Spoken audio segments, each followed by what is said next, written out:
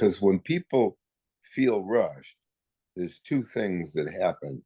One is that they take shortcuts in the name of saving time, and then the shortcuts come back on them.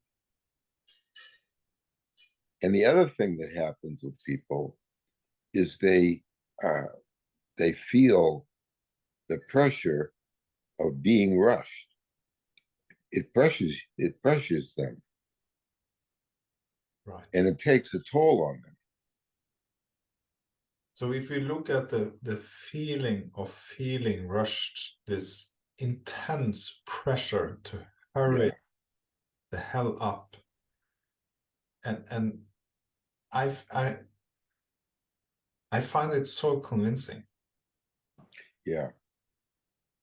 And It's and I really, find so many excuses why this feeling is real. And it's, of course, yes, looking at my to-do list, seeing how other people are running around, seeing the deadline is coming up, seeing that my calendar doesn't fit all and it's done. It seems so convincing, like the emotion is fueling, it's finding excuses or not even excuses, but finding truths about why I'm feeling rushed.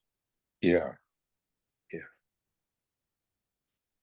And that is what you're talking. Can you talk about that feeling? Is that something? Well, what can you say to that feeling? Because it seems like you have seen through it. You have an understanding of what it signals in you, while I don't have the same understanding as you of this feeling. Well, uh, it, I don't know how to say this. Um, in corporate America, people rushed is considered a, a good strategy, and it has a serious downside in that when you rush, two things: you make mistakes, and secondly, it takes a toll on you. Because the tendency for human beings is if they get overwhelmed, they feel the pressure of overwhelm. And if they step back and realize that it's all in their minds, then they can deal with the so-called overwhelm that they have. So the feeling of overwhelmed can either be uh, uh, what a permanent feeling or a temporary feeling. And if it's temporary, you have to just understand it for what it is, and it will pass. But if you feed it, then it's going to take a toll on you. Right. If I'm believing it and I'm starting to act on it, oh my God. Yeah, Well, exactly. I need things up. I need to take some shortcuts. I need to work 2 hours extra today. I'm Yeah. going 1 hour earlier. Okay, so if I start, that's your take on feeding it, that I'm buying Yeah. it. I'm taking Buying action. into. I'm trying to fix this feeling.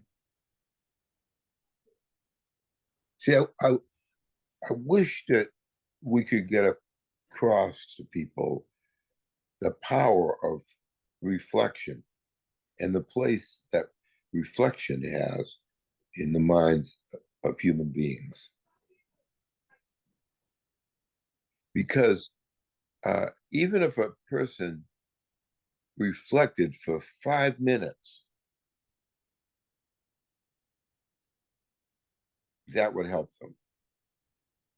I just don't know what people do who, instead of stepping back,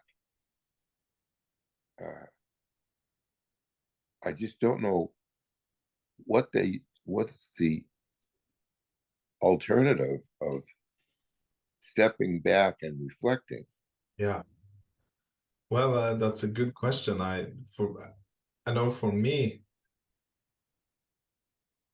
how easily I can getting trapped in doing something else. So let's say I come home from work, it's been a stressful day, cell phone a little bit, talking with my family a little bit, TV, a little bit cell phone, maybe up with my computer, listening to music, and I've just catched myself how much stimuli I have in my life. So for example, today I walked for almost an hour down to the beach, into the woods, and I could just sense like this is a beautiful thing for me to do once I get home, to relax my mind. And I can just see a different quality of thoughts coming into my mind, new thoughts. Yes. Yes. That I don't get while I'm stimulated on my phone or checking my emails or watching computer. I don't get the same thoughts as I'm reflecting or even walking. Well, the other thing is I don't think people realize that a little bit of reflection goes a long way, because most people, even if they reflected, were in the reflective mode for, say, in between things that they were doing. So they were in a reflective mode, and then they came out of that reflective mode, and they're going to come up with new thinking. Mm. So a person, for example, a person who's on vacation and who doesn't, they're on vacation because they don't want to go back to work, or they don't have to go back to work. So they think, well, listen, why don't I enjoy myself?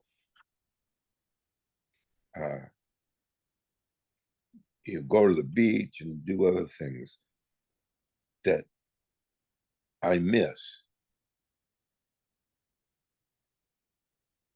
If they did that, that would qualify as reflection time. Mm. Even though they weren't working at it, and it's just the mind is capable of reflecting, and people get the benefit of being reflective. See, here's what I was trying to say, Andre, is that people have a capacity to be reflective, and when they're reflective, their intelligence goes way up. So they're much more intelligent when they were in a reflective state. And if we can describe the ability to reflect a little bit more. So we're now going on vacation and having nothing on our mind is Yeah. what we're talking about. It's a reflective mind. But how would you, can you say more about being reflective in the office when the only time gap you probably have is 5 to 10 minutes between meetings, or maybe you have half an hour lunch? How would you explain being reflective in the work environment? How does that look to you? Well, I think that people have to make it their business to build reflection into their thinking. Because if they don't build a reflection, then they're not going to just, the quality of their ideas is going to take a hit. So, for example, this one company that uh, that I was work with, it's an engineering company. Well, they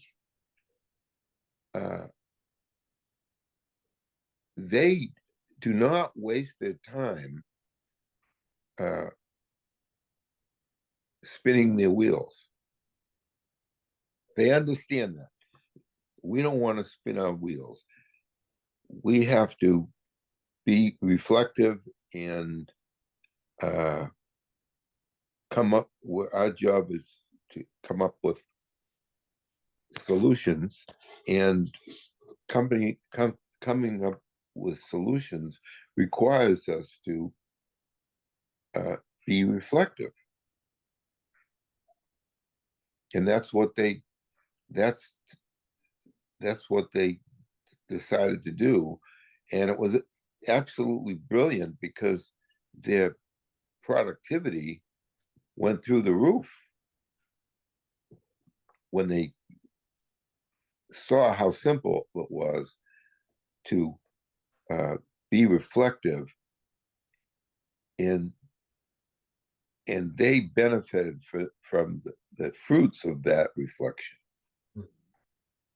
When people aren't reflective, the opposite of reflection is spinning your wheels.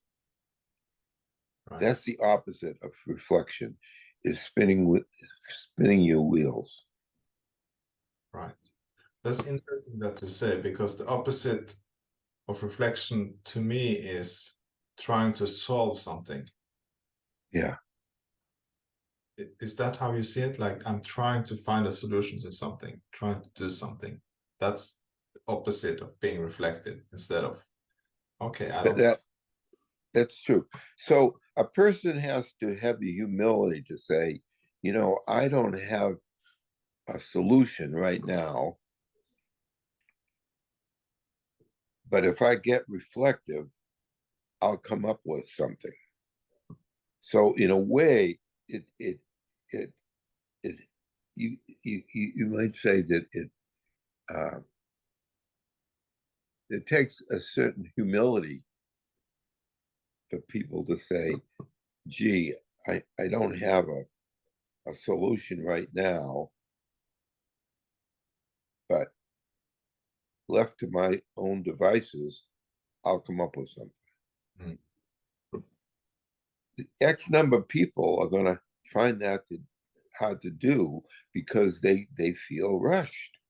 Yeah. So when I'm rushed, humility is not so much on the table. Yeah. Yeah. Then I'm trying to force through a solution. I think this is hopefully simple. I don't know if that's a word or not, but I know what you're saying is true. Yeah.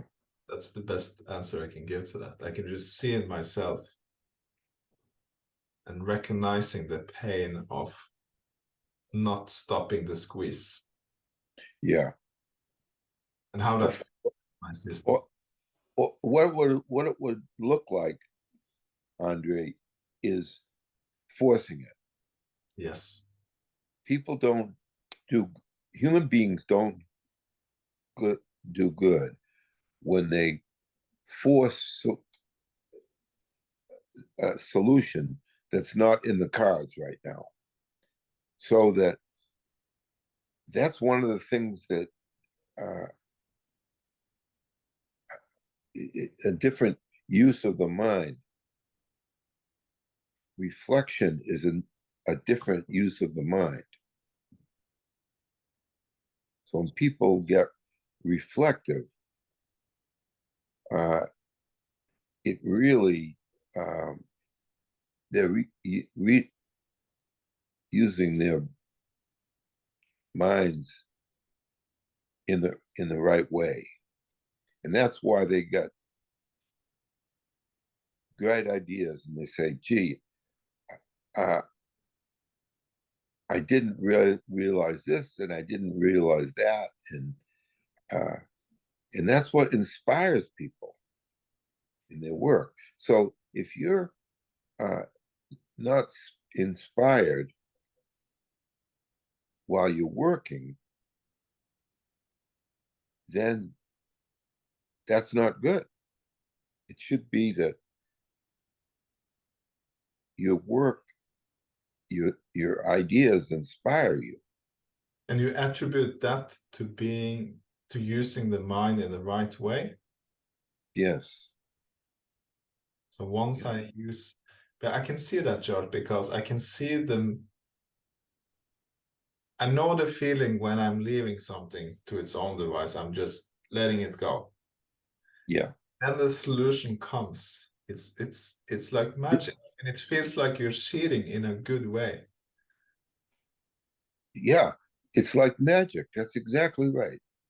Because I saw something new in what you're saying, George, that overwhelmed and stress is just signals that I'm using my mind in the wrong way. I'm trying to Yes. do something that is not in my cards.